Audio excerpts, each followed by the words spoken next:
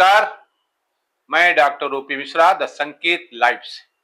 आप सब जानते हैं कि 2 जुलाई को लोकसभा का सत्रावसान हो चुका है, यानी कि अनिश्चित समय के लिए स्थगित, और राज्यसभा 3 जुलाई को अनिश्चित काल के लिए स्थगित हो गई।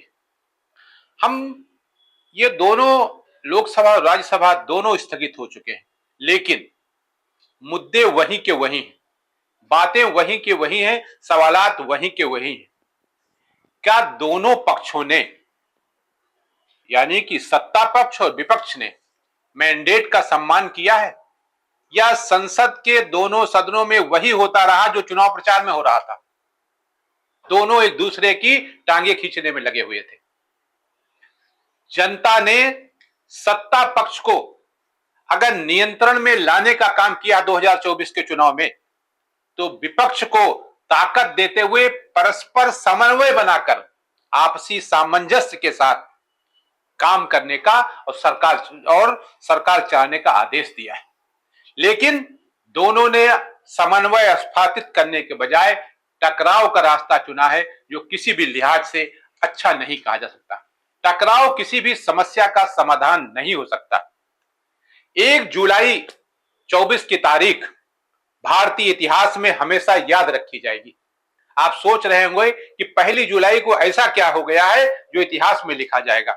दरअसल यही वो तारीख है जब नए संसद भवन में नए नेता प्रतिपक्ष राहुल गांधी ने अपने धमाकेदार भाषण में सत्तारूढ़ दल यानी एनडीए गठबंधन को बैकफुट पर ला दिया था। By showing an image of our refuge. Okay? यहां पे दूसरी चीजों के चित्र दिखाए जा सकते हैं, मगर शिव जी का चित्र नहीं दिखा जा सकता। अगर मैं कह रहा हूं कि हमें इनसे प्रोटेक्शन मिली, और मैं समझाना चाह रहा हूं कैसे प्रोटेक्शन मिली, आप मुझे चित्र नहीं दिखाने दे रहे हो। द त्रिशूल is not a symbol of violence, it is a symbol of non-violence, and that is why it is placed in a place where Shiva cannot reach it with his right hand. If it was a symbol of violence, it would have been held in his right hand like this. It is a symbol of non-violence, that is why it is placed behind his left shoulder. When we fought the BJP, we were not violent. When we defended the truth, there was not an ounce of violence in us. Waheguru ji की फतेह, वाहेगुरु जी का खालसा। जिस धर्म पर आप हर रोज आक्रमण करते हो, और जो लोग अपने आप को हिंदू कहते हैं, वो 24 घंटा हिंसा हिंसा हिंसा, नफरत नफरत नफरत, असत्य सत्य असत्य।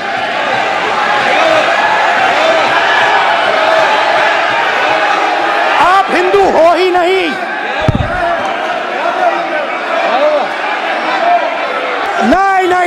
नहीं, नरेंद्र मोदी जी पूरा हिंदू समाज नहीं है, बीजेपी पूरा हिंदू समाज नहीं है, आरएसएस पूरा हिंदू समाज नहीं है। वैसे दिमाग से पैदल लोग राहुल गांधी के भाषण को अलग अलग तरीके से पेश करने में लगे हैं और अपने मन मुताबिक उसका अनुवाद कर रहे हैं, उसकी परिभाषा गढ़ रहे हैं, जबकि उन्होंने कहा कुछ और था। लेकिन जो दिमाग से पैदल हैं वो उसको अलग ढंग से पेश कर रहे हैं। लेकिन ऐसा करते समय वो भूल रहे हैं कि देश का नौजवान, देश का बेरोजगार तथा नौकरी की तलाश में भटक रही तरुणाई राहुल के भाषण को अपनी पीड़ा समझ रही है। वो राहुल को अप्रत्यक्ष रूप से पीठ थपथपा रही है। राहुल गांधी ने अपने 90 मिनट के भाषण में जिस तरह सत्ता प्रतिष्ठान के लंबरदारों को कटघरे में खड़ा करने का काम किया है, वो ऐतिहासिक, यकीनन ऐतिहासिक है। सत्तारूढ़ दल यानी कि एनडीए ने कभी सपने में भी नहीं सोचा था कि कल का पप्पू, जिसको पप्पू बनाने के लिए उन्हें करोड़ों रुपया मीडिया को, आईटी सेल को दिया, व्हाट्सएप यूनिवर्सिटी चालू रही ताकि उसको पप्पू साबित किया जा सके। लेकिन उसी पप्पू ने ऐसी हालत कर दी कि सत्ता पक्ष के गृह मंत्री को अध्यक्ष से संरक्षण की दरख्वास्त करनी पड़ी। कहा उन्होंने, अमित शाह जी ने, कि माननीय अध्यक्ष महोदय मुझे संरक्षित करिए, ऐसे नहीं चलेगा। मान्यवर में लोकसभा अध्यक्ष के निर्देश की पुस्तिका का 10वें संस्करण का 115वां आपके सामने उल्लेखित करना चाहता हूं। इसके क से घ तक पढ़ेंगे तो ये बहुत स्पष्ट है कि कोई भी मंत्री या सदस्य भाषण देते वक्त तथ्यात्मक चीजें रखता है और सदन के कोई और सदस्य इसको ऑब्जेक्ट करते हैं या चैलेंज करते हैं तो आसन इसको सत्यापित करने का निर्देश दे सकता है। मान्यवर, विपक्ष के नेता ने भाषण में कई चीजें ऐसी रखी जो तथ्य नहीं है, सत्य नहीं है और समय समय पर यहां से ट्रेजरी बैंक में सत्यापन की मांग की। हम सब की ओर से मेरा आपसे निवेदन है कि इनकी स्पीच और ट्रेजरी बैंक से लिए गए सारे ऑब्जेक्शन को ध्यान में रखकर नेता प्रतिपक्ष को अपने भाषण में तथ्य बगैर की और सत्य न हो ऐसी जो बातें रखी गई है इसका सत्यापन करने के लिए आपका निर्देश मिले और हमें संरक्षण मिले। प्रधानमंत्री नरेंद्र मोदी ने भी कभी सपने में नहीं सोचा होगा कि नेता प्रतिपक्ष के रूप में वो राहुल गांधी उन्हें 2 बार भाषण के बीच में खड़े होने को बाध्य कर देंगे, जिसके अस्तित्व को उन्होंने एक टीवी चैनल को इंटरव्यू देते हुए कहा था। कौन? राहुल गांधी। उसी राहुल गांधी ने उन्हें अपने भाषण के दौरान 90-100 मिनट के भाषण के दौरान 2 बार खड़े होने को मजबूर कर दिया।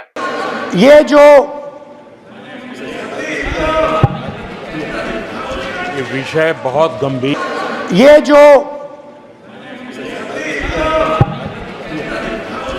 विषय बहुत गंभीर है।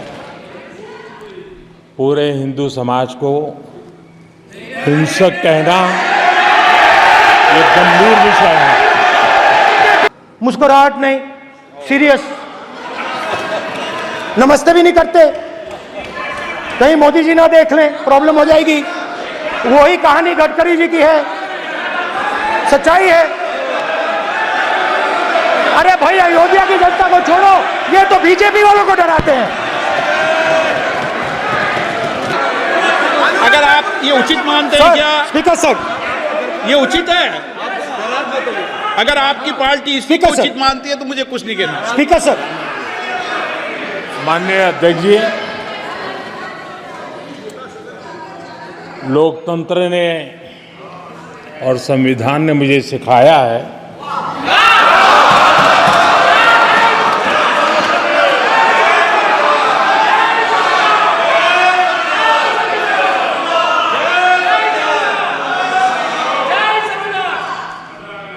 कि मुझे विपक्ष के नेता को गंभीरता से लेना चाहिए। अभाव है, दोनों के बीच, एक दूसरे के बीच जंग छिड़ी हुई है। कोई किसी से कम नहीं है। न सत्ता पक्ष ये स्वीकार करने को तैयार है कि हमारी संख्या कम है। प्रधानमंत्री मोदी आज भी उसमें औरा में जी रहे हैं कि हम जो चाहेंगे वही करेंगे। हम जो आग में घी डालने का काम कर रहे हैं उन्हें छोड़ेंगे नहीं। आज भी उनका यह भाषण चल रहा है। जैसा कि आप सब जानते हैं, 18वीं लोकसभा 2 जुलाई को स्थगित हो चुकी। हम ये भी जानते हैं कि 1 जुलाई यानी नेता प्रतिपक्ष राहुल गांधी के नाम रहा, तो आखिरी दिन यानी 2 जुलाई को प्रधानमंत्री मोदी ने पुरानी शराब को नई बोतल में डालने का काम किया। वही बातें, वही मुद्दे, वही कांग्रेस, वही इंदिरा गांधी, सब कुछ वही जवाहरलाल नेहरू, कुछ नहीं किया देश के लिए। पुरानी शराब को नई बोतल 2024 में जो ब्रांड आया है उसमें डाला। सत्ता प्रतिष्ठान के लोग, भारतीय जनता पार्टी के पदाधिकारी तथा कार्यकर्ता के अलावा भक्तगण चाहे जितना विपक्ष के नेता राहुल गांधी पर हिंदुत्व के आरोप लगाएं और बताएं कि उन्होंने हिंदू धर्म का अपमान किया है, उन्होंने हिंदुओं को हिंसक और हिंसा करने वाला बताया है, लेकिन क्या अब यह संसद में तय होगा कि हिंदू का प्रमाण पत्र कौन बांटेगा? क्या सत्ता पक्ष यह बताएगा कि हिंदू का प्रमाण पत्र देने का अधिकार उसके पास है? वो यह तय करेगा? आखिर यह तय कौन करेगा कि कौन हिंदू है, कौन नहीं हिंदू है? क्या भारतीय जनता पार्टी के लोग ही हिंदू हैं? हिंदू होने न होने का प्रमाण पत्र बांटने के लिए संसद बनाई गई है क्या? विपक्ष और सत्ता पक्ष टकराव के मूड में हैं। दोनों को सोचना चाहिए कि संसद चुनाव का मैदान नहीं है, बल्कि बहस का स्थान है। मानते हैं हम कि नेता प्रतिपक्ष के पास अनुभव का अभाव था, उनका भाषण तल्ख था, यंग एंग्री मैन वाली उनकी छवि थी। लेकिन इसके लिए क्या प्रधानमंत्री मोदी भी वही भाषा का इस्तेमाल करेंगे? अरे प्रधानमंत्री मोदी के पास तो अनुभव था, 3 बार के मुख्यमंत्री थे, 2 बार के प्रधानमंत्री हैं, तीसरी बार फिर प्रधानमंत्री हैं, तो क्या वही लहजा वही इस्तेमाल करेंगे, वही भाषण उसी तरह का देंगे, वो भी जैसा कि राहुल गांधी देंगे? ऐसा तो उनसे अपेक्षा नहीं थी। उनका भाषण तो भारतीय जनता पार्टी के जिला स्तर के कार्यकर्ता जैसा भाषण था। वो फिल्म शोले की बात कर रहे थे, मौसी की बात कर रहे थे। ये कहां से आ गया उनके दिमाग में? आप सबको शोले फिल्म की वो मौसी जी याद होगी।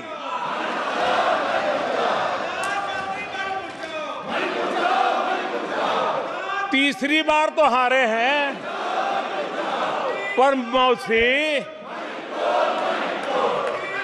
ये बात तो सही है, तीसरी बारी तो हारे हैं, पर मौसी मोरल विक्ट्री तो है ना। लेकिन हकीकत क्या है?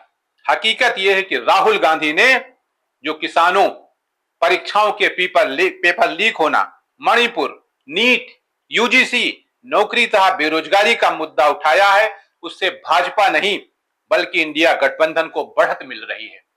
ये बात वो भली भांत समझ ले सत्ता प्रतिष्ठान। लोग सवाल कर रहे हैं, क्या इंडिया गठबंधन के प्रमुख नेता ही हिंदू हैं? क्या हिंदू वही हैं जो भाजपा या संघ में हैं? आम आदमी राहुल गांधी की इसलिए तारीफ कर रहा है कि उन्होंने बेरोजगारी के मुद्दे को प्रमुखता से उठाया है और बताया है कि वो दिन चले गए, मुफ्त राशन, मुफ्त गैस और मुफ्त घर से अब काम नहीं चलने वाला है। इन बातों और इन सवालों को जानने के लिए हमारी टीम ने समाज के विभिन्न लोगों के बीच जब ये सवाल उठाया तो उनका कहना था, हमें रोजगार चाहिए ताकि हम लेने वाले नहीं बल्कि देने वाले बन सके।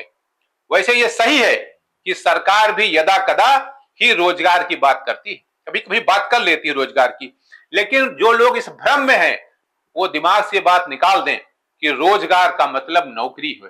रोजगार का मतलब नौकरी कतई नहीं होता है और सरकारी नौकरी तो बिल्कुल नहीं होता है।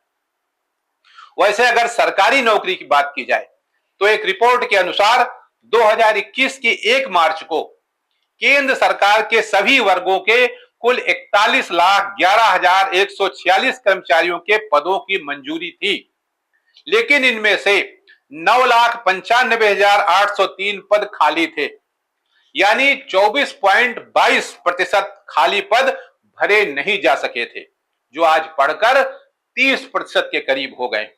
ये पद कब भरे जाएंगे ये कोई बताने वाला नहीं है। भरे जाएंगे या नहीं भरे जाएंगे ये भी बताने वाला कोई नहीं है। जबकि लोकसभा में नेता प्रतिपक्ष का कहना है कि इंडिया गठबंधन की सरकार आने पर ये नौकरियां जो अलग अलग मंत्रालयों और अलग अलग विभागों में हैं तत्काल भरी जाएंगी। राहुल गांधी ने तो 1 जुलाई को यहां तक कह दिया कि इंडिया गठबंधन की सरकार बनने पर अग्निवीर योजना को समाप्त कर दिया जाएगा।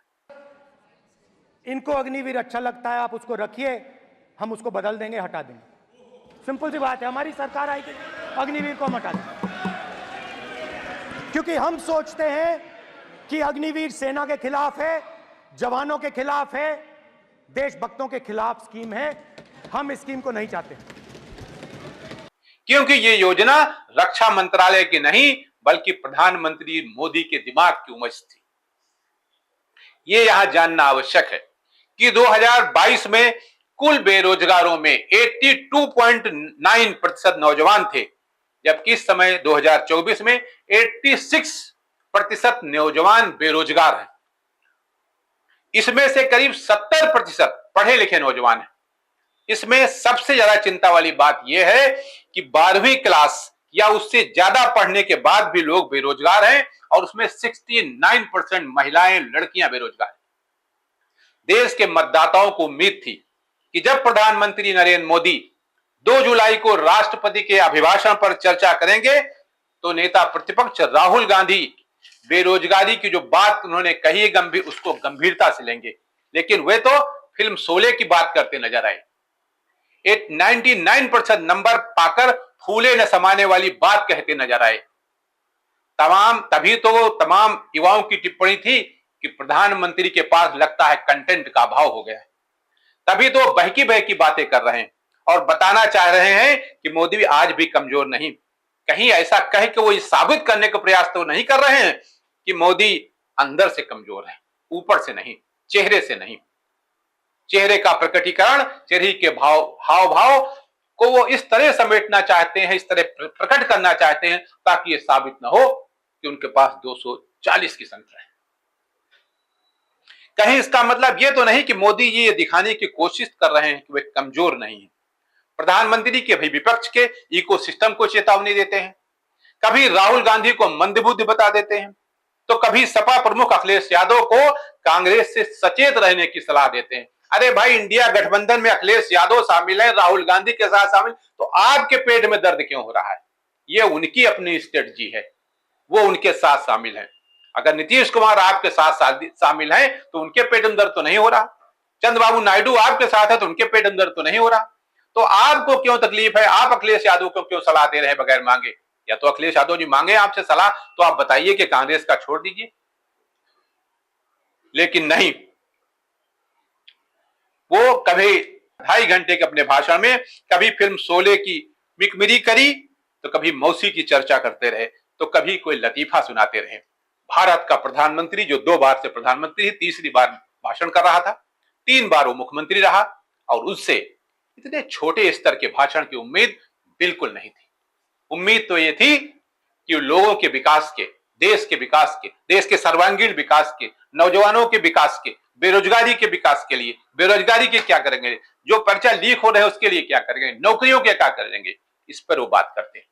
लेकिन उन्हें बात लौट पोट को वही, जैसा कि मैंने शुरू में कहा कि वही पुरानी शराब को 24 के ब्रांड वाली बोतल में भर के बेचने का काम कर रहे थे। उनके नजर में सिर्फ राहुल गांधी बगैर नाम लिए हुए, इंदिरा गांधी, जवाहरलाल नेहरू, कांग्रेस पार्टी, इसके अलावा उनके एजेंडे में लगता है कुछ है ही नहीं या कुछ बचा ही नहीं। अगर इसको दूसरे शब्दों में कहें तो 2.5 घंटे के अंदर प्रधानमंत्री मोदी ने गड़े मुर्दे उखाड़ने तथा राहुल गांधी को टारगेट करने के अलावा कोई काम नहीं किया। जबकि देश के नौजवान मतदाताओं को उम्मीद थी कि वो बेरोजगारी पर बात करेंगे, नौकरी पर बात करेंगे, किसानों पर बात करेंगे, नीट यूजीसी के साथ ही प्रतियोगी परीक्षाओं यानी कंपटीशन वाली एग्जाम पर बात करेंगे और लोगों को बताएंगे कि तीसरी पाली में वो क्या करने वाले हैं। लेकिन वो तो जो सब्ज बाग दिखा रहे हैं 2047 का दिखा रहे हैं। तब तक कौन होगा कौन नहीं होगा ये ऊपर वाला जाने। लेकिन आम आदमी की नजर में प्रधानमंत्री का भाषण बहुत ही निम्न स्तर का रहा। सिवाय हिंदू वाले बयान को बढ़ा चढ़ाकर तथा आक्रामक बनाकर पेश करने के अलावा प्रधानमंत्री मोदी ने कोई काम नहीं किया अपने भाषण में। 2.5 घंटे में सिर्फ वो यही करते रहे, अप्रत्यक्ष रूप से नाम लिए बगैर उन्हें राहुल गांधी को जितना अधिक से अधिक टारगेट करना था वो करते रहे। अब सवाल ये उठता है कि क्या प्रधानमंत्री मोदी और उनके मंत्रियों ने जिस तरह नेता प्रतिपक्ष के भाषण में के बीच में हस्तक्षेप किया था, क्या वो आवश्यक था? शायद नहीं। भाई, आपको भी तो बात करने का समय मिलेगा ना, आप तो सत्ता पक्ष हैं, आपके मंत्रियों को भी समय दिया जाएगा। 6 मंत्रियों ने राहुल गांधी के 90 मिनट के 100 मिनट के भाषण में उठ के खड़े हुए और लोकसभा अध्यक्ष को कानून की किताबें दिखाई कि मानवर ये देखिए धारा 152 क्या कह रही है कि किस तरह नेता प्रतिपक्ष को बोलना चाहिए। अरे आप ये तय करोगे कि नेता प्रतिपक्ष कैसे बोलेगा? वो क्या दिमाग से अंधा है क्या? शायद नहीं। पीएम ने जो बालक बुद्धि का इस्तेमाल किया, कई कहानियां सुनाई, मंद बुद्धि, बैल बुद्धि, ये सब क्या है? राजनीति के स्तर कहां जा रहा है? प्रधानमंत्री और नेता प्रतिपक्ष के बीच जो संवाद हो रहा है वो किस स्तर का है?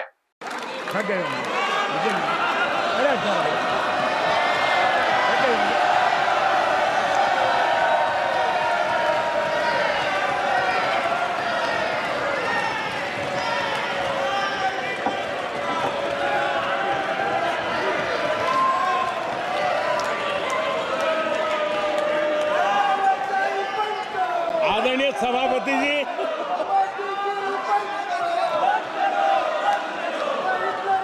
मुझे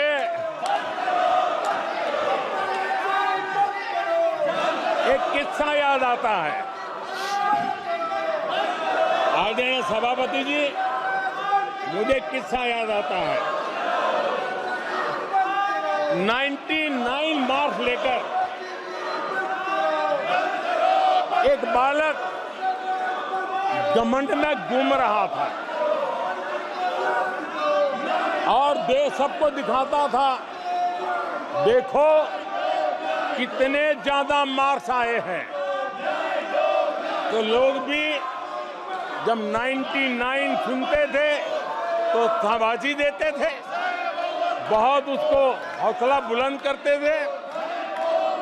तो फिर उनके टीचर आए कि भैया किस बात की मिठाई बांट रहे हो, ये 100 में से 99 नहीं लाया, ये तो 543 में से लाया है।